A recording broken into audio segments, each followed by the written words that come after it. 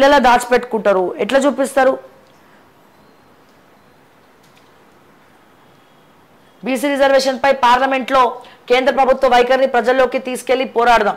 రిజర్వేషన్లతో బడుగు బలహీన వర్గాల జీవితాల్లో మార్పు. కాంగ్రెస్ అగ్రనేతలు సోనియా, రాహుల్ ఢిల్లీలో వారిని కలిసిన కాంగ్రెస్ నేతల బృందం. ఒక్కసారి ఈ ఫోటో చూద్దాం మనము.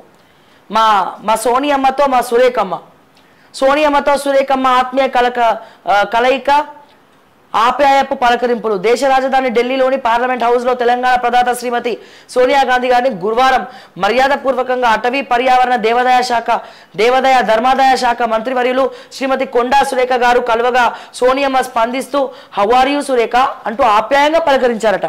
హౌ ఆర్ యూ అక్క, ఆర్ యూ ఫైన్? ఎస్. ఈ సందర్భంగా రాష్ట్రంలోని తాజా రాజకీయ పరిణామాలు సమకాలీన అంశాలపై మంత్రి సురేఖను సోనియమ్మ అడిగి తెలుసుకున్నారు.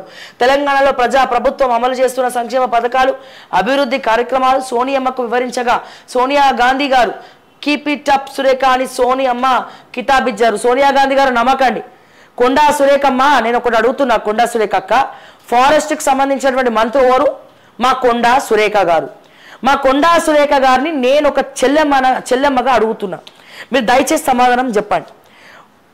అన్ని 400 ఎకరాలు ఫారెస్ట్ డిపార్ట్మెంట్ కిందికి వస్తాయి కదా, అన్ని వృక్షాలు ఉంటే అది ఫారెస్ట్ అని చెప్పి సుప్రీంకోర్టు చెప్తుంది కదా. మరి కొండా సురేఖ గారు ఒక ఫారెస్ట్ శాఖ మంత్రిగా మరి మీరు దాన్ని అడ్డుకున్నారా?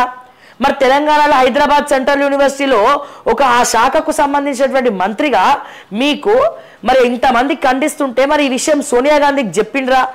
ఆప్యాయత పలకరింపులు ఓకే, మేము దాన్ని ఏమనం, చాలా రోజుల తర్వాత కలిసిరు ఉండాలి, కానీ అంతా బాగానే ఉంది.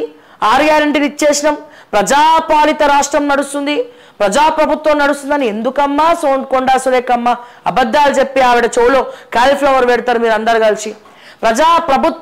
ప్రభుత్వమే నడుస్తుంటే లాఠీ చార్జ్ ఎందుకు జరిగింది? నిరసనలకు పర్మిషన్ ఎందుకు ఇస్తలేరు? గ్రూప్ 1 ఉద్యోగాలు ఎవడమ్ముకున్నాడు, ఎవడబ్బా సొమ్మని అమ్ముకున్నాడు? సో ఇట్లా మాట్లాడుకుంటూ పోతే చాలా విషయాలు ఉన్నాయి.